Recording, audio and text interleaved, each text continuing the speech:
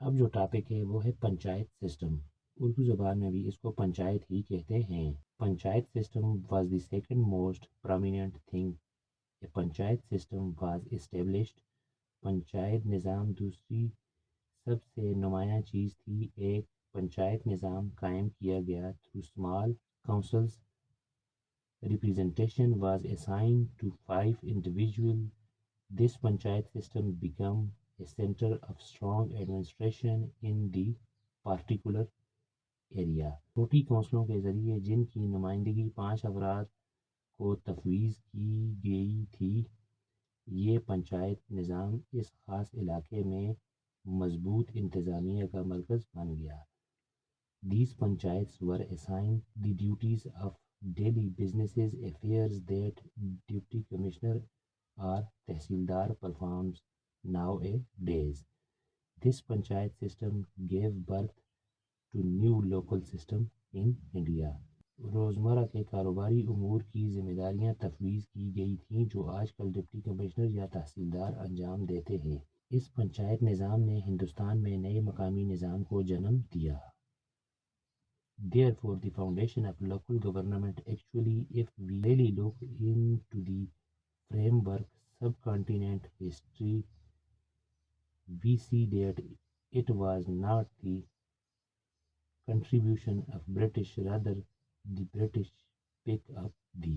مقامی حکومت کی بنیاد دراصل ہم برصغیر کی تاریخ کے فریم ورک کو دیکھیں تو ہم دیکھتے ہیں کہ انگریزوں کی دین نہیں تھی، بلکہ انگریزوں نے برصغیر میں مقامی انتظامیہ کی بنیاد کے لیے panchayat system for the foundation of local administration in the subcontinent. After that we also see that the ancient India with all of these backgrounds with agrarian society.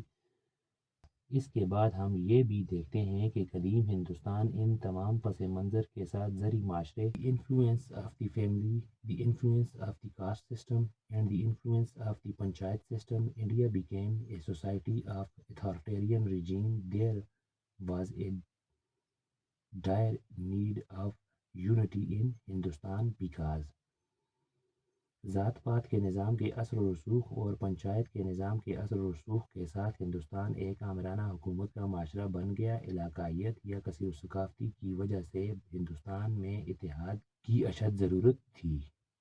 Of religionalism or multiculturalism, they picked up authoritative rule to reach toward unity. That's why despotism rooted automatically in Hindustan and the supremacy of authoritarian rule established.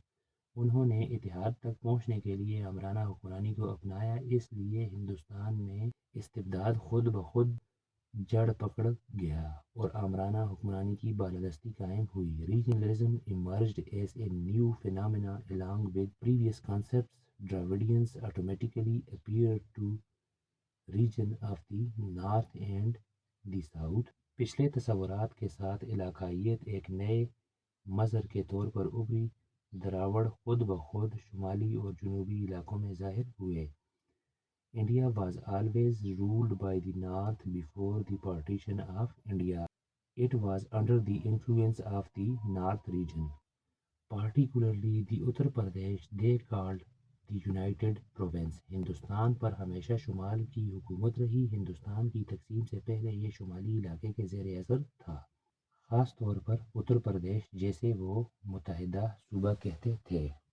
The province of Punjab and the up northern area of the land of Kashmir, the southern people always remained a depressing class.